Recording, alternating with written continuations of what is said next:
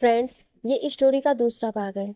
अगर आपने इससे पहले वाली स्टोरी नहीं सुनी है तो डिस्क्रिप्शन में प्लेलिस्ट की लिंक है, आप वहां जाकर के सुन सकते हैं। हर रोज स्टोरी का नया भाग देखने के लिए चैनल को सब्सक्राइब करके बेल आइकन को प्रेस कर लें ताकि नई आने वाली वीडियो की नोटिफिकेशन सबसे पहले आपको मिल सके। अनबी अभय को अपने सामने देखकर पहले तो चौंक गई, पर यह भाव उसने अपने चेहरे पर नहीं आने दिए। इतने दिनों बाद अभय को अपनी आंखों के सामने देखकर उसके दिल को बहुत सुकून पहुंचा। अनबी वहां क्या कहने आई थी वो भूल गई।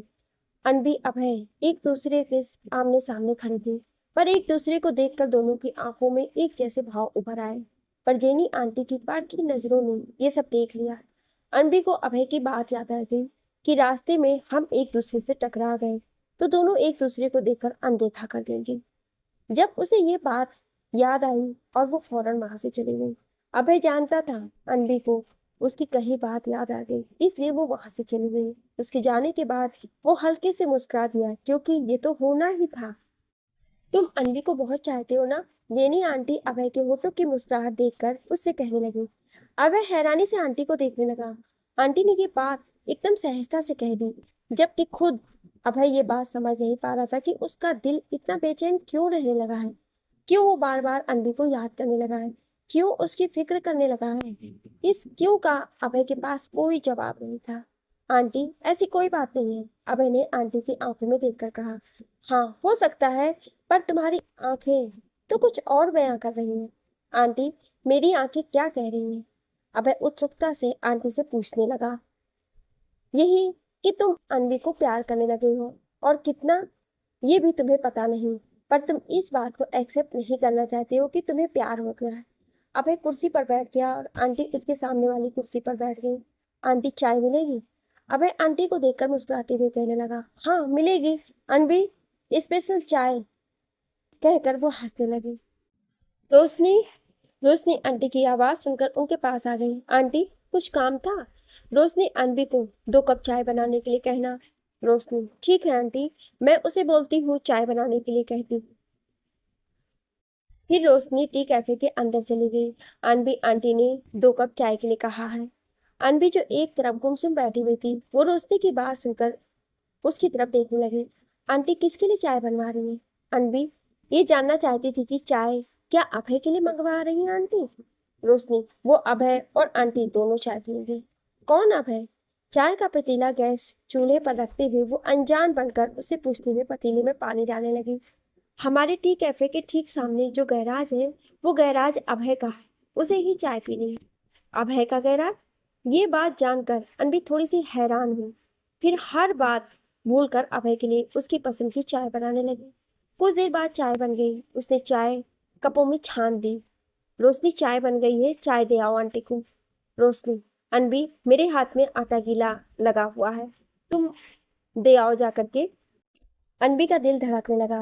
वो अभय के सामने नहीं जाना चाहती थी, पर उसने की कप चाय की ट्रे में रखे और एक प्लेट में कुछ स्नैक्स रख दिए। फिर लंबी सांस लेकर उसने चाय की ट्रे उठाई और बाहर की तरफ चली गई। आंटी, चाय। अनबी अभय को देखे बिना चाय की ट्रे वहां रखी टेबल पर रखकर जल्दी से वहां से चली गई। वो तुम्हारी पसंद की चाय। आंटी अभय की तरफ मुस्कुराते हुए देखकर उसे चाय का कप पकड़ाने लगे। अभय ने चाय का कप आंटी के हाथ से पकड़ लिया और कप को अपने होठों से लगा लिया। अभय चाय पीते हुए मुस्कुरा रहा था, जो एक अचंभे की बात थी। अभय को अनबी को आंटी को यहाँ देखकर तसल्ली मिल गई कि वो ठीक है। अनबी अंदर से छुपकर अभय को चाय पीते हुए देख रही थी और उसे नजर भर कर देखने लगी। उसकी आंखों में आंसू आ गए अभय को देखकर। उसे समझ में नहीं आ रहा था कि वो रुक क्यों रही है। अभय को देखकर उसे बहुत रोना आ रहा था, तो वो दूसरी तरफ चली गई जहां कोई नहीं था। वहां जाकर अकेले रोने लगी और खुद ही अपने आंसू पोंछने लगी। ये क्या नया सियापा है भगवान जी, मुझे उन्हें देखकर रोना क्यों आ रहा है?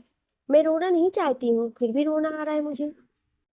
अनवी वहीं घास पर ही लेट गई। उसे अपने दिल की हालत समझ में नहीं आ रही थी। पहले ऐसा कभी नहीं हुआ और अब मैं बदल रही हूँ। उन्हें देखकर उनके गले लगने का मन क्यों कर रहा है? अनवी रोते हुए बड़बड़ाने लगी और फिर रोते रोते वहीं सो गई। अभय अनवी को देखकर अजीब से एहसासों में घिरने लगा। वो वहां से जाने से पहले अनवी को देखना चाहता था, पर फिर उसने खुद को काबू किया। आंटी, मैं अब चलता हूँ, कहकर अभय तेज कदमों से वहां से निकल गया। कब तक अपने एहसासों को हम एक दूसरे से छुपाएंगे? आज नहीं तो कल ये हमें एक दूसरे के करीब ले आएंगे। अभय अनवी अपने दिल में एक दूसरे के प्रति पनपती भावनाओं को समझ नहीं पा रहे थे, या समझकर भी अनजान बनने की कोशिश कर रहे थे। अभय अब अपने फ्लैट पर नहीं जाना चाहता था। अभय गैराज में बने कमरे में रहता था। तीनों वक्त का खाना जेनी आंटी के टी कैफे में जाकर खाता था, जिसे अनवी खुद अपने हाथों से बनाती थी। अभय को रात को चाय पीने की आदत लग गई थी और वो वहां अनवी को देखने के लिए जाता था। वो चाय पीते हुए टी कैफे के अंदर झांकने की कोशिश करता कि कहीं अनवी की एक झलक उसे दिखाई दे जाए, पर अनवी उसके सामने आती नहीं थी। अभय बाहर से चाहे कितना भी कठोर क्यों ना बन जाए, पर दिल से बिल्कुल नरम था। अनवी को एक नज़र देखने के लिए वो टी कैफे पर चाय पीने के बहाने जाने लगा, पर अनवी उसके सामने नहीं आती थी, क्योंकि वो जान गई थी कि वो अभय को प्यार करने लगी है। वो उससे दूरी बनाकर रखना चाहती थी। बहुत दिनों तक ये सिलसिला चलता रहा। इस बात से अभय बहुत खफा भी हो गया कि अनवी उसके सामने नहीं आ रही। एक दिन उसने अनवी को अपने सामने लाने के लिए खुद को जख्मी कर लिया। उसने अपना हाथ गाड़ी के दरवाजे के बीच रखकर फिर जोर से गाड़ी का दरवाजा बंद कर दिया। उसका हाथ गाड़ी के दरवाजे में पूरी तरह से भींच गया। दर्द की वजह से अभय ने अपने होठों को अपने दांतों के बीच में दबा लिया। उसे बहुत दर्द हो रहा था हाथ में, पर अनवी को अपने सामने लाने के लिए उसने खुद के हाथ को खुद ही जख्मी कर लिया। राजू, गैराज में काम करने वाले नरेश ने राजू को आवाज लगाई, जल्दी आ राजू, भाई का हाथ गाड़ी के दरवाजे में गया है। राजू अपना सारा काम छोड़कर दौड़ते हुए अभय के पास आया तो उसके जख्मी हाथ को देखकर उसकी आंखें बड़ी हो गई। वो अभय के पास बैठकर उसके हाथ को देखने लगा, जिसमें से खून बह रहा था। भाई, ये कैसे हुआ? यार, गलती से मैंने गाड़ी का दरवाजा बंद कर दिया है, अभय दर्द से अपनी आंखें मीचते हुए कहने लगा। अब क्या करूं मैं? राजू सोचने लगा। Raju, jenny aunty. अबे राजू को जेनी आंटी के पास जाने के लिए कहने लगा। राजू, भाई, आपको इस वक्त डॉक्टर की जरूरत है। अबे गुस्से से, मैंने जो कहा वो कर। राजू अभय का गुस्सा देखकर गैराज से निकलकर भागते हुए आंटी के पास पहुंच गया। राजू टी कैफे पहुंचकर जेनी आंटी कहकर आंटी को पुकारने लगा। राजू हाँफते हुए आंटी को आवाज लगा रहा था। आंटी पौधों को पानी दे रही थी। वो राजू की आवाज सुनकर उसके पास आ गई। राजू, क्या हुआ? तुम इतना क्यों हाँफ रहे हो? राजू ने हाँफते हुए, आंटी, अबे भाई का हाथ जख्मी हो गया है। आंटी चिंता से, क्या? कैसे जख्मी हो गया उसका हाथ? भाई का हाथ गाड़ी के दरवाजे में आ गया और वो पूरी तरह से जख्मी हो गया है। आंटी, भाई आपको बुला रहे हैं। अच्छा ठीक है, मैं तुम्हारे साथ चलती हूँ। अनबी, अनबी। आंटी अनबी को आवाज लगाने लगी तो अनबी अंदर से भागती हुई है। आंटी, क्या हुआ है? अनबी, तुम जो हल्दी का लेप बनाती हो जिससे जख्म जल्दी भर जाता है, वो हल्दी का लेप बनाकर तुम अभय के गैराज में ले आओ, पर जल्दी। अनबी हैरानी से, आंटी, हल्दी का लेप बनाकर वहां क्यों ले आऊं? किसी चोट लगी है? आंटी चिंतित होकर, अभय को। अनबी की बड़ी हो गई आंखें। अभय को? हाँ, मैं उसी के पास जा रही हूँ, राजू के साथ गैराज में। तुम जल्दी से हल्दी का लेप बनाकर ले आओ वहां पर। अभय की चोट का सुनकर अनबी सुन्न हो गई। आंटी, आप जाकर अभय को देखिए, मैं जल्दी से अभय के लिए लेप बनाकर लाती हूँ। कुछ देर में आंटी अभय के गैराज में अभय के पास बैठी हुई थी। उसका हाथ देखने लगी। अभय, चोट कैसे लगी तुम्हें? आंटी अभय की आंखों में देखकर उससे पूछने लगी। आंटी बस लग गई। अभय से बोला नहीं जा रहा था, पर आंटी अभय की आंखों में देखकर सब समझ गई। पागल, कहकर वो धीरे से बड़बड़ाई। तभी अनबी भी हल्दी का लेप बनाकर वहां गैराज में पहुंच गई। अभय के लिए वो किस कदर चिंतित थी, वो उसके चेहरे के भाव देखकर पता चल रहा था। अभय का हाथ देखकर उसकी आंखें भर आई, पर वो अपने आसपास देखकर अपने आंसुओं को पी गई। आंटी लेप। अनबी लेप की कटोरी आंटी के सामने करती हुई, अनबी तुम खुद ही लगा दो। आंटी अभय की ओर देख रही थी, जो अनबी को अपने सामने खड़ा देखकर दर्द में भी मुस्कुरा रहा था। अनबी बिना ना नुकुर किए अभय के सामने बैठ गई। उसकी आंखों में एक आंसू बहकर अभय की जख्मी हथेली पर गिर गया।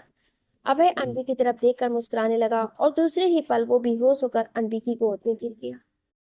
अभय के हाथ पर अनबी ने हल्दी का लेप लगा दिया था, पर उसके हाथ पर जख्म गहरा था, इसलिए जेनी आंटी ने अपने जानने वाले एक डॉक्टर को रात को ही बुलाकर उसके हाथ पर मरहम पट्टी करवा दी। अभय ने अपना हाथ जख्मी तो कर लिया, पर अब उसका दर्द उसके चेहरे पर साफ साफ दिखाई दे रहा था। अभय को दर्द में देखकर अनबी की आंखें भर आई, पर वो उसके सामने रोती भी कैसे। वो अभय के पास रहना चाहती थी, पर किस हक से रहती। इसलिए वो वापस टी कैफे में चली गई। अपने कमरे में आकर वो फूट फूट कर रोने लगी। बहुत बुरे हैं आप। आपने मुझे अपने घर में रखा, फिर मेरी कोई गलती के बिना मुझे आधी रात को घर से बाहर निकाल दिया, और अब यहाँ मेरे सामने फिर से आ गए।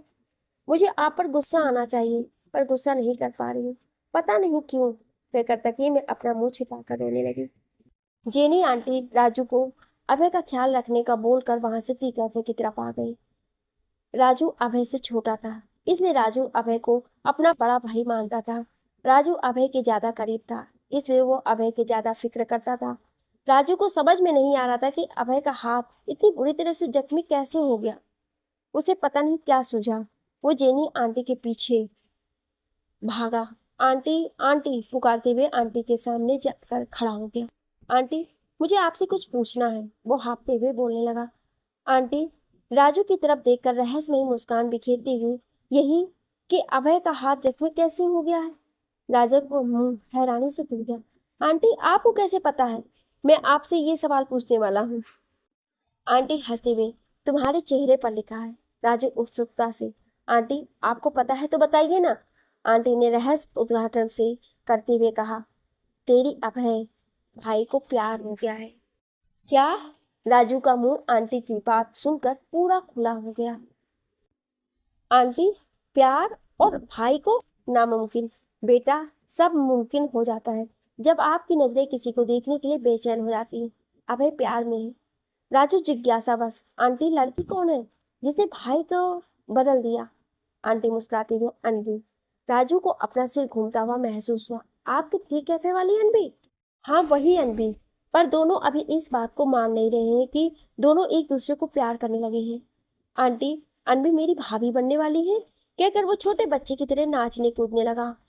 आंटी, भाभी बहुत अच्छी है और बहुत खूबसूरत है। राजू, तुम अभय का ख्याल रखना। अब तुम उसके पास जाओ। उसने हाथ तो जख्मी कर लिया है, पर उसे बहुत दर्द होगा। कुछ प्रॉब्लम हो तो मुझे बता देना, मैं ख्याल रखूंगा भाई का। आंटी, अब आप भी जाइए और आराम करिए। अनबी फिर से अपने बिस्तर पर करवटें बदलने लगी। उसे अभय का दर्द उसकी आंखों में दिखाई दे रहा था। अभय का दर्द महसूस करके वो रोने लगी। मुझे उन्हें दर्द में देखकर अच्छा क्यों नहीं लग रहा है। मुझे ये क्या हो गया है मुझे। यही सब सोचते सोचते वो सो गई। अगले दिन टी कैफे में रोज की तरह भीड़ थी। अनबी का ध्यान रह रहकर अभय की तरफ जा रहा था। इस चक्कर में उसके हाथ पर गरम गरम चाय गिर गई और उसका हाथ बुरी तरह से जल गया, पर अनबी को जलन का एहसास तक नहीं हुआ, क्योंकि उसकी आंखों के सामने अभय का जख्मी हाथ वाला सीन बार बार चल रहा था। उसने एक नजर अपने लाल हाथ को देखा जो चाय से जल गया था, और उसे इग्नोर करके फिर से काम करने लगी। अभय सुबह रोज की तरह उठ गया था। अपने हाथ की तरफ देखकर मुस्कुराने लगा। भाई? उसने अपना चेहरा ऊपर उठाकर देखा तो राजू उसके सामने खड़ा था। भाई, हाथ कैसा है अब आपका? ठीक है। अभय अपने हाथ को देखकर मुस्कुरा रहा था। राजू कुछ सोचते हुए अभय की तरफ देखकर, चोट तो हाथ पर लगी, पर असर लगता है दिमाग पर हुआ है इनके। भाई, चाय कहाँ पियेंगे? टी कैफे पर? राजू अभय को शरारत से कहने लगा तो अभय ने एक भौं उचकाते हुए उसकी तरफ देखा। राजू अभय की नजरें देखकर घबरा गया। मेरे कहने का मतलब है, चाय यहाँ लाते लाते ठंडी हो जाती है। राजू एक सांस में बोल गया। अभय ने उसे घूरा और अपनी जगह से उठकर खड़ा हो गया और गैराज के मेन दरवाजे से बाहर निकल गया। भाई, भाभी के प्यार में दीवाने हो गए हैं। राजू बहुत खुश था अभय के प्यार के बारे में जानकर। अभय टी कैफे में पहुंच गया। वहां बहुत भीड़ थी। उसने एक खाली टेबल देखा और उस तरफ चला गया। कुर्सी खींचकर उस पर बैठ गया। उसकी नजरें बेचैन होकर अनवी को तलाशने लगी। तभी वहां आंटी आ गई। अभय को देखकर उसके पास चली गई। अभय, तुम यहाँ? आंटी अभय के पास रखी कुर्सी को खींचकर बैठते हुए पूछने लगी। चाय पीने का मन किया तो आ गया। अभय अपने हाथ में बंधी पट्टी की तरफ देखकर कहने लगा। चाय पीने का मन हुआ या चाय बनाने वाली को देखने का मन हुआ? आंटी अभय की तरफ देखकर कहने लगी। दोनों का। अभय आंटी की तरफ देखकर हल्के से मुस्कुराते हुए कहने लगा। आंटी अभय के होठों पर मुस्कुराहट देखकर कहने लगी। हाँ, तो ये बात है, चाय भी आएगी और चाय बनाने वाली भी। गुंजन अनबी को कहना 2 कप चाय लेकर आए। गुंजन आंटी की बात सुनकर टी कैफे के अंदर चली गई। अनबी को चाय बनाने को कहकर वो दूसरे कामों में व्यस्त हो गई। कुछ देर बाद अनबी अपने हाथ में चाय की ट्रे पकड़कर आंटी के पास आई तो वहां अभय को देखकर ठिठक गई। वो चाय की ट्रे टेबल पर रखकर अभय को इग्नोर करके जाने लगी तो अभय ने उसका हाथ पकड़ लिया। अनबी अभय की तरफ देखने लगी तो अभय अनबी के चाय से जले हुए हाथ को देख रहा था। हाथ देखते हुए, कैसे जला? गुस्से से उसकी तरफ देखकर, आपसे मतलब? अभय गुस्से से दांतों को पीसते हुए अपनी जगह से उठ गया और उसका हाथ पकड़कर उसे उस तरफ ले गया जहां पानी का नल था, पर वहां कोई नहीं था। अभय अनबी का हाथ पकड़कर वहां से ले गया और आंटी दोनों को जाते हुए देखकर मुस्कुराने लगी। अभय ने पानी का नल चला दिया और उसके जले हुए हाथ को उसके नीचे कर दिया। अनबी की आंखों में आंसू आ गए। अनबी अभय के हाथ से अपना हाथ छुड़वाने की कोशिश करती रही, पर अभय ने उसका हाथ नहीं छोड़ा तो वो रोने लगी। अभय ने अनबी को उसका हाथ पकड़कर अपनी तरफ जोर से खींच लिया और उसे अपनी बाहों में भर लिया। अनबी उसकी बाहों में कसमसाती रही और रोती रही। अभय ने अनबी को अपने सीने में पूरी तरह से भींच लिया। अभय अनबी एक दूसरे को प्यार करते हैं, इसका एहसास दोनों को हो गया था। अभय ने अपने दिल की बात उसे बता दी थी। अनबी के लिए ये सब बातें अप्रत्याशित थी।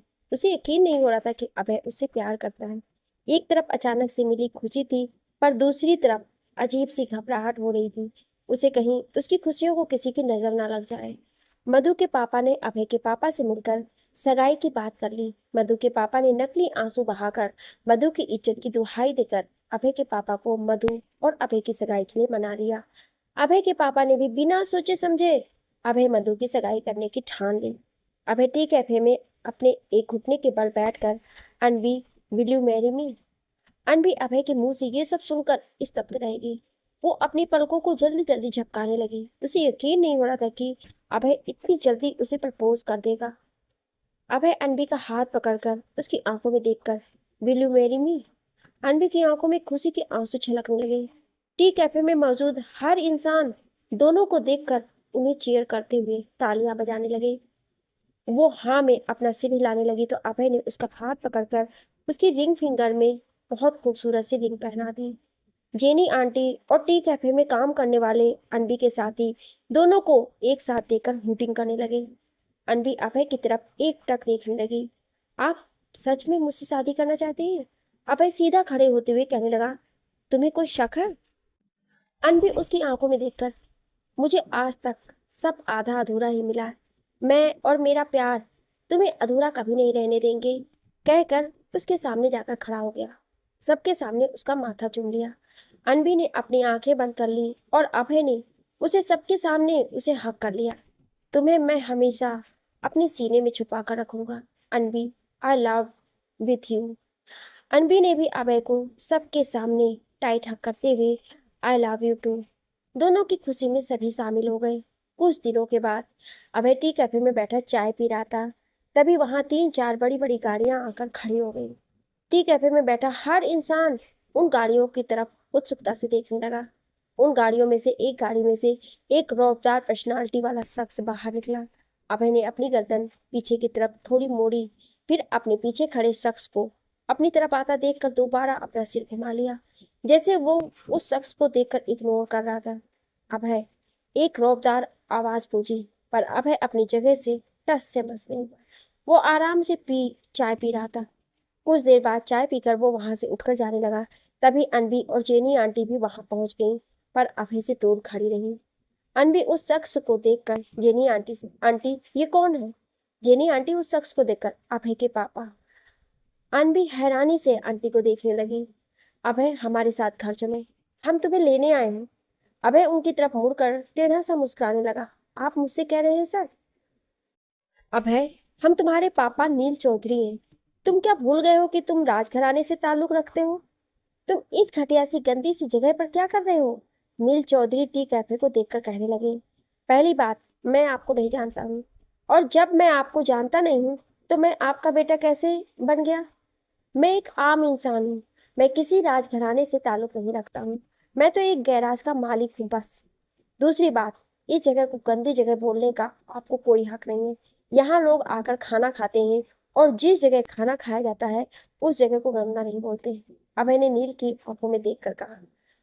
अभय, नील चौधरी गुस्से से तिलमिला उठे। चुपचाप से हमारे साथ घर चलो। बहुत कर ली अपनी मनमानी तुमने। तुम्हारी सगाई है मधु से। किसने कहा कि मैं मधु से शादी करूंगा?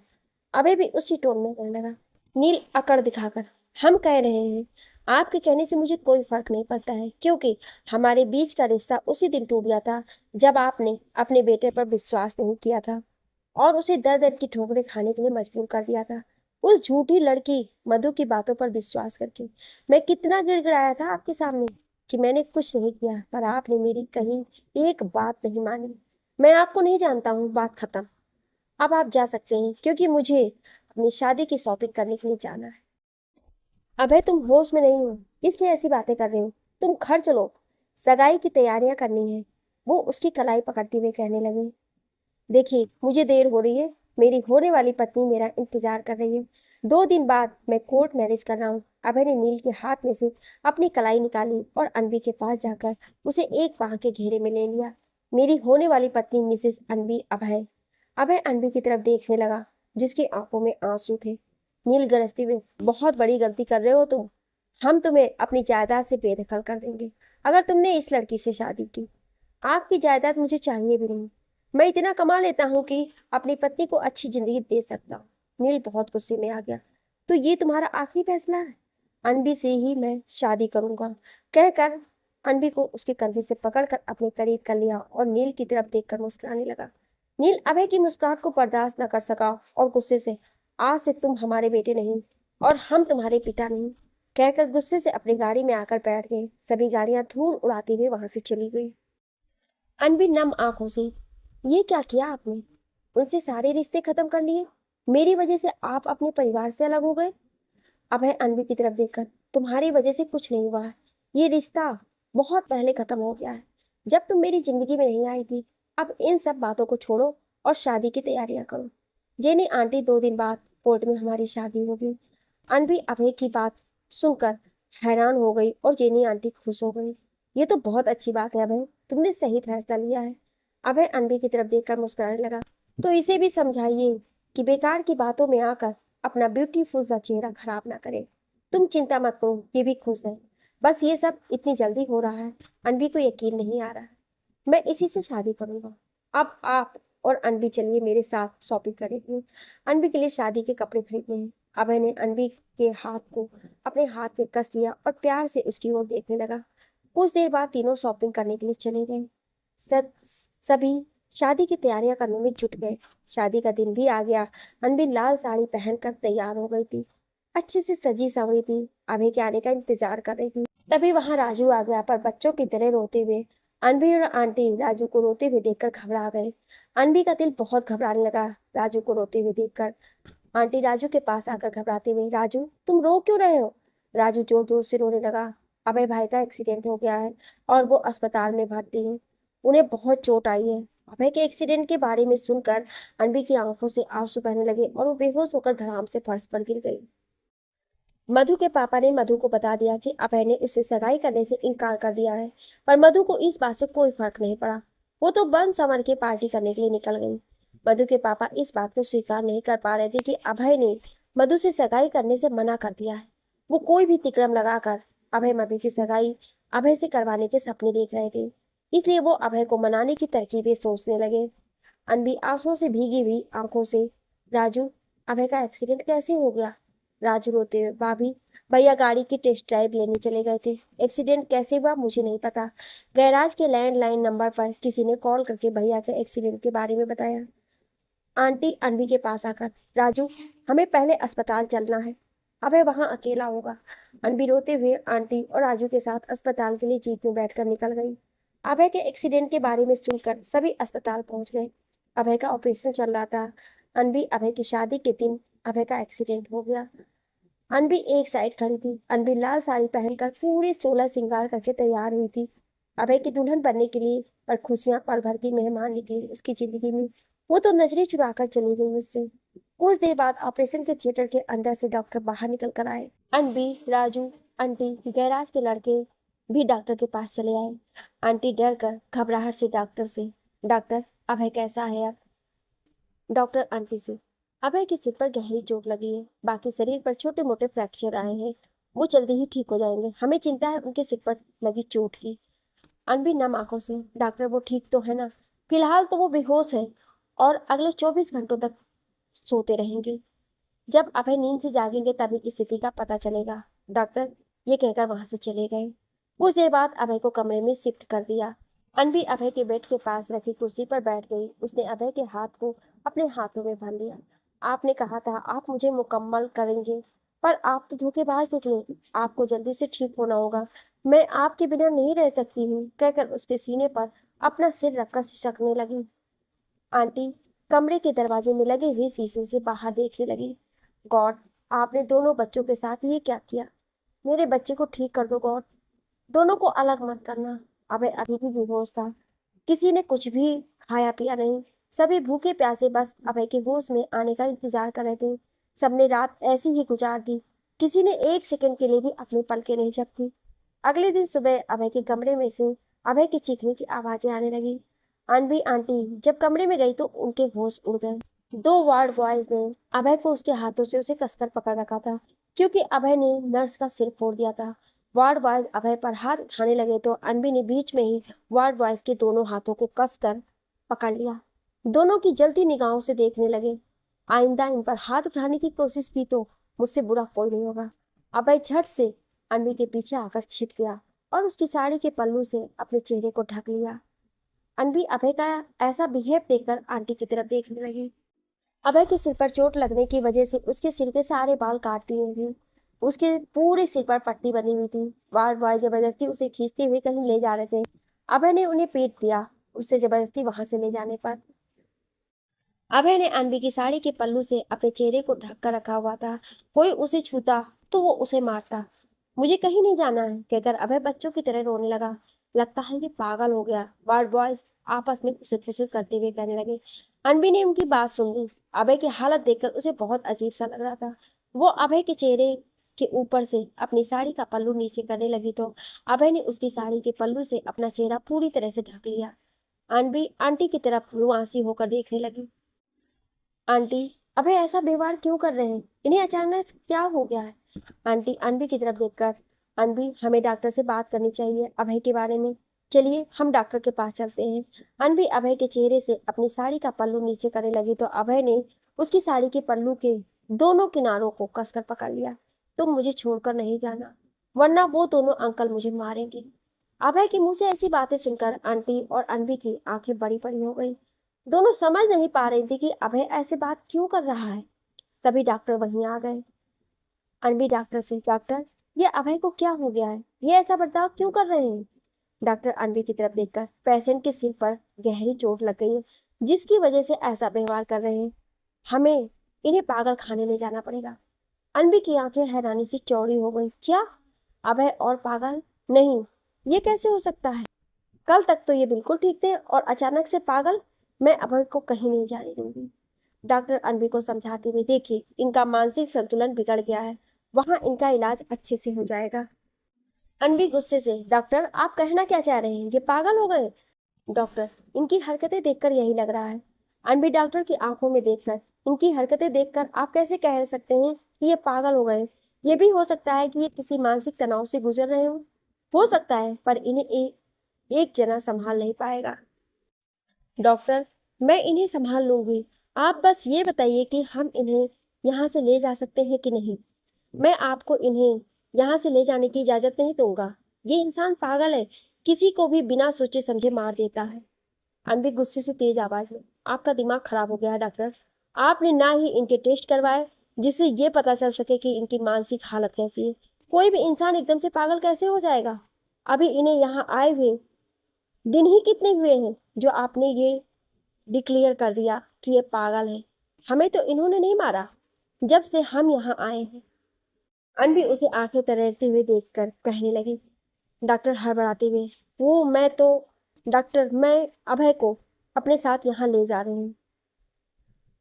ये पागल नहीं है, पर हो जाएंगे अगर अभय यहाँ रहेंगे। अनबी ने अभय के चेहरे के ऊपर से अपनी साड़ी का पल्लू नीचे कर लिया। अभय चलिए मेरे साथ। अनबी ने अभय के सामने अपना हाथ किया। तो अभय ने झट से उसका हाथ कसकर पकड़ लिया। तुम मुझे अपने साथ ले चलो, यहाँ बहुत गंदे अंकल रहते हैं, मुझे मारा इन लोगों ने। अभय रोते हुए एकदम से अनबी के गले से लगकर चिपक गया। अनबी को कुछ भी समझ में नहीं आता। उसने डॉक्टर को गुस्से से घूर कर देखा। उसने अभय की पीठ पर अपना हाथ फिराया। आप मेरे साथ चलेंगे, वहां आपको कोई नहीं मारेगा। जेनी आंटी अभय के सिर पर प्यार से अपना हाथ फिराते हुए, अभय तुम हमारे साथ रहोगे, तुम्हें वहां सब प्यार करेंगे। अभय अनबी से थोड़ा सा अलग हुआ, फिर आंटी की तरफ देखकर मुस्कुराने लगा, फिर अनबी की तरफ देखकर बच्चों की तरह मुस्कुराने लगा। अनबी ने उसका हाथ अपने हाथ में कसकर पकड़ लिया और वहां से आंटी और अभय के साथ चली आई। डॉक्टर अभय को वहां से ले जाते हुए देखकर अपना सिर पकड़कर बैठ गया। अनबी और आंटी अभय को अस्पताल से घर ले आई थी। अभय को इस वक्त इलाज की जरूरत थी, पर अनबी डर गई कहीं अभय के साथ कुछ गलत ना हो जाए। अभय बेड पर सो रहा था, अनबी की गोद में सिर रखकर। उसके पूरे सिर के चारों ओर पट्टी बंधी हुई थी, बाकी शरीर पर भी उसे चोटें आई थी। अनबी अपनी गोद की तरफ देखकर, आंटी अभय के साथ ये सब क्या हो गया है? अनबी, गॉड हमें आजमाने के लिए कभी कभी हमारी परीक्षा लेते हैं। तुम भी ये समझ लो गॉड तुम दोनों की परीक्षा ले रहे हैं। आंटी, अभय को इस वक्त इलाज की सख्त जरूरत है, और ये ऐसे बच्चों जैसे बिहेव क्यों कर रहे हैं? अनबी, अभय के सिर पर चोट लगी है, हो सकता है उसकी वजह से ये सब हो रहा है। अनबी चिंतित होकर, हमें अभय का ट्रीटमेंट करवाना पड़ेगा। तुम चिंता मत करो, मेरे जानने वाले एक डॉक्टर हैं, हम अभय को उनके पास लेकर चलेंगे। तुम अब आराम करो, अभय का ख्याल रखना। अगर किसी की जरूरत हो तो मुझे बता देना। आंटी फिर वहां से चली गई। अनबी अभय के सिर को अपनी गोद में से उठाने लगी तो अभय ने उसका हाथ कसकर पकड़ लिया। उसने दर्द से कराहते हुए नींद में ही अनबी की बेली में अपना चेहरा छुपा लिया। अनबी अभय के इस तरह करीब आने से घबरा गई। उसकी धड़कनें तेज हो गई, और कोई वक्त होता तो नजारा कुछ और होता। इस वक्त अनबी चाह कर भी अभय को खुद से अलग नहीं कर पाई। अभय बच्चे की तरह अनबी की बेली में अपना सिर छुपाकर सो रहा था। अनबी की आंखों में आंसू आ गए अभय की ऐसी हालत देखकर। अनबी ने बेड के ग्राउंड से अपना सिर लगा दिया और अभय का सिर अपनी गोद में बहुत ही सावधानी से रख लिया, ताकि अभय को ज्यादा दर्द ना झेलना पड़े। कुछ ही देर में अनबी की आंख भी लग गई। सुबह अनबी ने जब अपनी आंखें खोली तो देखा अभय उसके सीने पर अपना सिर रखकर उसे कसकर पकड़कर सो रहा था। अनबी को अभय ने कसकर पकड़ रखा था, तभी वहां आंटी आ गई। आंटी दोनों को देखकर मुस्कुरा दी। अनबी अभय की तरफ देखकर, आंटी अनबी के पास आ गई। बेड पर बैठकर अभय का सिर अनबी के सीने के ऊपर से उठाकर बहुत ही सावधानी से तकिए पर रख दिया। अनबी लंबी सांस खींचते हुए बेड पर से उठकर खड़ी हो गई। अनबी, डॉक्टर से बात की है मैंने, वो घर पर ही आ रहे हैं अभय का चेकअप करने के लिए। आंटी, घर पर? मेरे पति के दोस्त हैं, वो बोले घर आकर एक बार देख लेता हूँ, फिर अस्पताल ले जाएंगे। ठीक है आंटी, मैं तब तक फ्रेश होकर आती हूँ। कुछ देर बाद डॉक्टर अभय का मुआयना करते हुए, इनके सिर पर गहरी चोट लगी है, शायद सीटी स्कैन करना पड़ेगा, इसके लिए इन्हें अस्पताल लाना पड़ेगा। ठीक है, हम अभय को अस्पताल ले आएंगे। डॉक्टर, आज ही जाइए, इनकी हालत ठीक नहीं है, हमें जल्द से जल्द इनका ट्रीटमेंट करना पड़ेगा। हम अभय को अस्पताल लेकर चलते हैं। कुछ देर बाद अनबी, आंटी और राजू अभय को अस्पताल लेकर पहुंच गए। वहां पहुंचते ही अभय के सारे टेस्ट होने लगे। डॉक्टर ने पहले से ही सारा इंतजाम कर रखा था। टेस्ट की रिपोर्ट्स आने में वक्त लगना था, पर डॉक्टर ने अभय का ट्रीटमेंट करना शुरू कर दिया। उसके सिर की पट्टी खोलकर पूरे सिर का मुआयना किया, फिर शरीर के बाकी हिस्सों को भी मुआयना किया। अनबी डॉक्टर से, डॉक्टर अभय को ठीक होने में कितना वक्त लगेगा? जख्म तो जल्दी भर जाएंगे, सीटी स्कैन की रिपोर्ट भी आ गई है। डॉक्टर उन रिपोर्ट्स को देखने लगे। इनके सिर की नस दब गई है। क्या? नस के दबने से इनमें बहुत बदलाव आएंगे, इलाज शुरू कर देते हैं। डॉक्टर, अभय कब तक ठीक हो जाएंगे? ये कहना मुमकिन है, ठीक भी हो सकते हैं और नहीं भी। अनबी अपना सिर पकड़कर बैठ गई। डॉक्टर ने अभय की पूरी रिपोर्ट देखकर ये बताया कि अभय के सिर की नसें प्रेस हो गई हैं, जिसकी वजह से अभय के व्यवहार में बदलाव आया है। अनबी और आंटी डॉक्टर की बात सुनकर घबरा गई। अनबी चिंतित स्वर में, डॉक्टर, क्या अभय कभी ठीक नहीं होंगे? डॉक्टर, होंगे, पर कब ये कहना मुश्किल है। इनका इलाज तब तक चलेगा जब तक इनकी चोटें ठीक नहीं हो जाती हैं। सिर की नसें दोबारा खुलने में वक्त लग सकता है। तब तक अभय का आप सबको ध्यान रखना पड़ेगा, वो भी एक बच्चे की तरह। ज्यादा स्ट्रेस इनके लिए खतरनाक साबित हो सकता है। डॉक्टर की बातें सुनकर अनवी बहुत मायूस हो गई। अभय को अनवी और आंटी अस्पताल से घर वापस ले आई थी। अभय टी कैफे में लोगों की भीड़ देखकर घबरा गया। टी कैफे में मौजूद लोग अभय को अजीब सी नजरों से देखने लगे तो अभय एकदम से अनवी के गले से चिपक गया। अभय के इसलिए अचानक से उसके गले से लगने से वो हड़बड़ा गई। वो नीचे ही गिर जाती अगर वो कुर्सी को ना पकड़ती।